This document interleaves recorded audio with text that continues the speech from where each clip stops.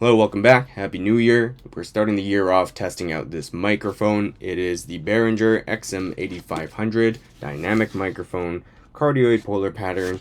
They call it the Ultra Voice. Somewhat of a legendary microphone. I think it's very well known as a solid budget option. This thing costs, I think, like $30 Canadian, I want to say. So right now on Amazon Canada, it's sitting at $40, but then it's on sale for $33 before tax. And it doesn't come with anything other than this case, but I mean still, it's a nice hard case. It opens up, you get a piece of paper with some specs on it. Thank you for choosing Behringer. This quality control seal ensures that your microphone unconditionally meets our high quality standards. And it shows the frequency pattern of the microphone, which you can see here.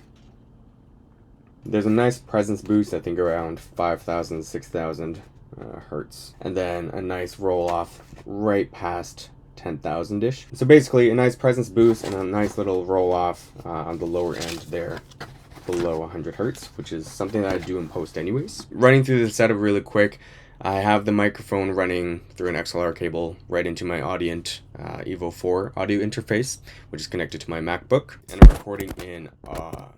recording in Adobe Audition. I have it mounted on the Rode PSA-1. It's too light for this setup, so I did have to increase the tension of it, and I added this little clamp here from Small Rig, because even after tightening it, the mic was not really like gradually going up, but kind of in little jumps. So you'd actually hear it in the recording going like ting, ting every couple of seconds, so that's why I added the clamp here.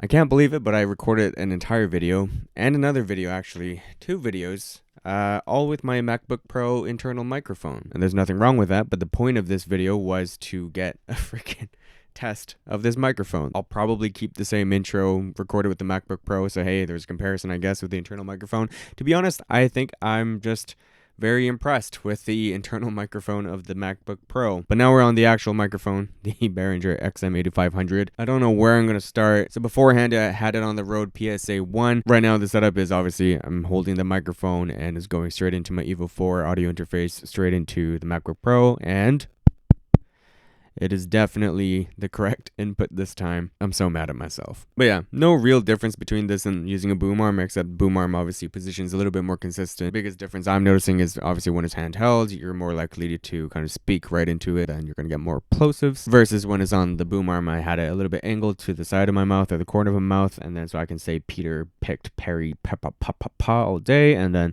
a lot better with plosives, which is the first test I think I did. So we're going to start with plosives. Obviously if I'm speaking into the mic, you can hear those little pops and these gusts of wind. Pa pa pa. Terry went to the tuck pa pa pa. I forget how to speak whenever I would do one of these tests. So let's come up with the sentence. Peter went and tucked his poo. Peter went to the park and purchased some Turkish pears. If we go a little bit to the corner of the mouth, Peter went to the park and purchased some Turkish pears. Peter went to the park and purchased some Turkish pears. Peter went to the park and purchased some Turkish pears. A lot less plosives when you point it to the corner of your mouth, which is how I had to set it up on the Rode PSA-1, so that was nice. But I also did want to check out the handheld performance anyways, because I did want to test the handling noise. So here's a little bit of that, switching between hands, fingers, I don't know, touching the cable a little bit, the body. So you can hear a little bit of it. It's not too bad, honestly. I think it's better than the V7. What is it? SE Electronics V7 microphone, which I frankly like a lot better than this one, and that one's still a very affordable, reasonable price. But I mean, you can get 3 of these, I think, or 4 of these ones for the price of that one microphone. So I don't know. If you haven't heard by now, I think Sibilance is actually one of the weak points of this microphone. We saw in the frequency response chart that there is a big presence boost, and I think that actually hurts it because it does pronounce those sibilant S's. I'm not quite sure if my voice is considered sibilant, but I did notice on the Neumann TLM103 that one sounded a lot more smooth in this top range. So any sibilance was easily corrected, and oftentimes I barely touched those files. I didn't really EQ them that much. So yeah, very nice response there. Here is not, obviously not flat, but here that presence boost, I don't know if it does more harm than it does good. Next is background noise rejection, and this is actually how I found out that I recorded with the wrong input. But here I am typing away, and I am speaking into the microphone. My keyboard is right here, and I think it's actually doing a very good job at rejecting the sound. I'm going to shut up and keep typing. So next we'll take a look at the off-axis rejection, starting obviously with the best sound quality that you're going to get out of this microphone, which is speaking into the front of it, blah, blah, blah, blah, blah, blah, blah. Now we're going to slowly turn the microphone around to 90 degrees, and I'm running out of things to say. I don't know what to talk about, but this is 90 degrees. I think at some point we were at 45, probably. Now we're going to turn all the way to the back of the microphone. I'm just going to decide and then we're going to come all the way around to the other side of the microphone. So this is 90 degrees. You can get a little bit closer if you'd like, and then go a little bit farther away. And now we're going to slowly pivot to back to the front again, and we can hear, that sounds a lot better. And now I'm curious about the noise floor, self-noise type of thing. I'm just going to let this thing, I'm going to shut up. But that's what that sounds like. No noise reduction, no processing, no nothing. Next, distance away from your mouth and proximity effect. So this is probably a distance I would never hold the microphone at, because I think it's just not going to sound very nice. It's not going to sound very full or rich. It's going to pick up a lot of the weird echoes in the room and anything else, blah, blah, blah. So this is about 2 inches from your mouth, a little bit more of a reasonable distance, and it sounds pretty decent in my opinion. And then now we're right on top of the mic, around 1 inch away from it. I don't think there's a messy proximity effect, but definitely it introduces a little bit more of that low end. It sounds a little bit nicer, but I do think the sibilance gets worse the closer it gets to your mouth, at least in this microphone. I don't know if I've noticed that in other microphones. And then this would be right on top of the microphone, which actually doesn't sound as messy in my headphones as I would have expected. But of course, getting this close to the microphone, I don't know, your plosives are going to go crazy, and then a lot of mouth noises. Oh, you can hear that. That's gross. So I wanted to hop in here really quick. I'm hearing a lot of plosives in the edit.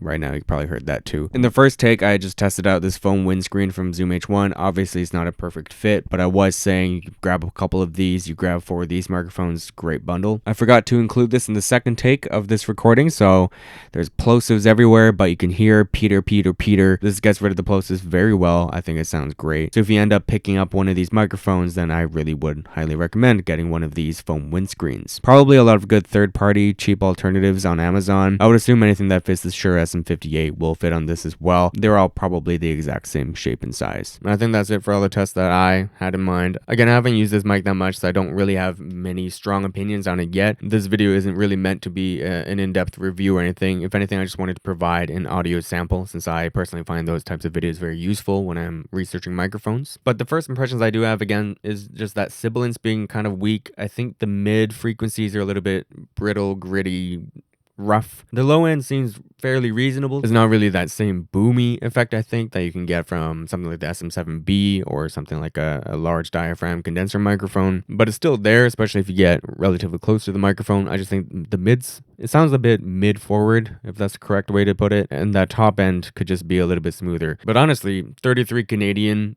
25, is it, USD? I think that's a steal. I think that's really incredible value. If you're starting a 4-person podcast, for example, pick 4 of these up if you're on a budget. That's the price of maybe 2 SM58s from Shure. The price of 1 SC Electronics V7, which mind you is still a steal and very good. The price of 1 Rode Pod mic-ish. No, maybe, 3 of these for a Rode Pod mic. That to me is incredible value, because I don't think this is way below those microphones in terms of sound quality. I think it sounds perfectly fine. I guess to wrap up the final impressions too, the noise rejection, the off-axis rejection, and the background noise and the self noise all seem very, very well contained and just good performance overall. Now, of course, if budget is not really a concern, or if you can stretch your budget a little bit further, I would explore some of those other options I mentioned. The SC Electronics V7, I think that was a very solid microphone. I heard the V7X is also a very good alternative. I'm not too familiar with the latest and greatest microphones that have come out, so I'm sure there's a lot of budget options that I'm missing, but that one stood out to me. Obviously, the SM7Bs of the world, they're always going to be nice too. The Electro Voice RE20, Neumann till M103, I still think is the best sounding microphone on my voice, at least thus far. I want to try the Earthworks Ethos, I think it's called, but that one gets quite pricey as well. So again, just repeating myself, this microphone is such a good price. And if that's it, I haven't edited this obviously, so I'm curious to see the difference between the internal microphone of the MacBook Pro and the sound coming out of this microphone. If you want to hear any other tests for this microphone that I probably have forgotten, then please let me know in the comments below, and I'll see if I do a follow-up video, or at least keep it in mind for future mic reviews. They're not really reviews, are they? Thank you for your time. Always appreciate you. Have a wonderful start to your 2023 season, year, time. Bye.